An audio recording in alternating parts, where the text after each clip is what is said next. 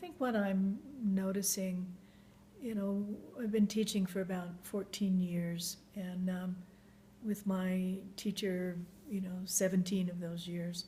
And so that's been a while to watch what we would call the non-dual, the direct way, to mature and to start to, live in the world rather than, at least speaking for myself, it was all about just self-recognition. It was waking up.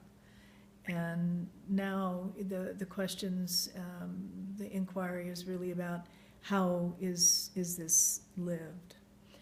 And what I see in the retreats, two things. One is there's just a kind of like when you settle into middle age and you just start to be okay with yourself. There's a relaxation that starts to happen, kind of an openness and a kindness that you're living much more fully.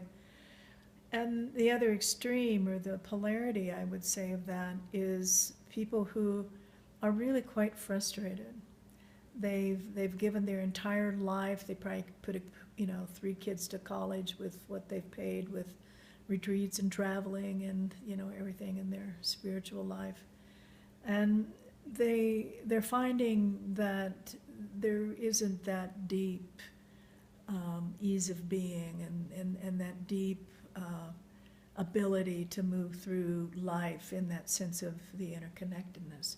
It either just comes and goes, or they've sort of accepted that this is just the way it's going to be, or whatever. So there's in some ways, an increased dissatisfaction.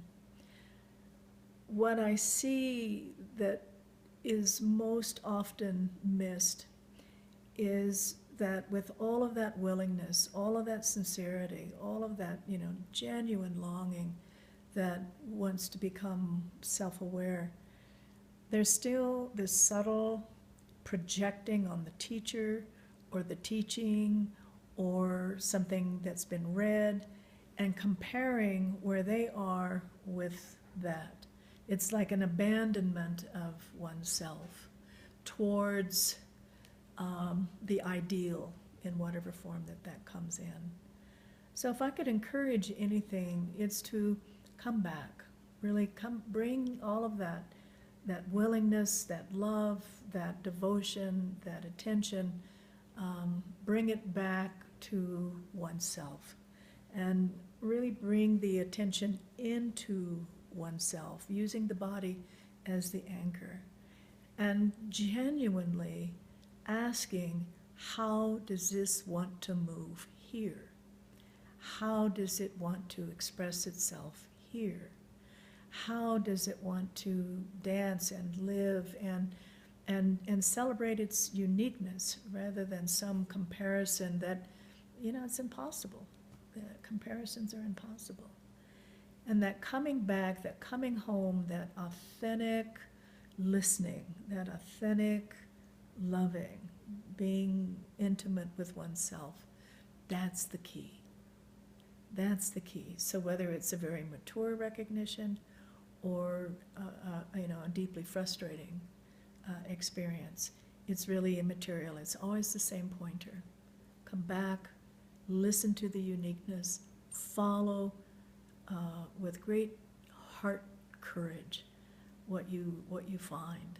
And it doesn't mean that you don't listen to guides or teachers or the sutras of times past. There's great wisdom there. But you can't be that. You can't look like that. It's impossible. So it's that authenticity, it's that deep listening, it's that really coming home all the way. And, other people may think it's right on and others may not, and that's none of your business. So be authentic. Be what you want others to be with you. Be that for yourself.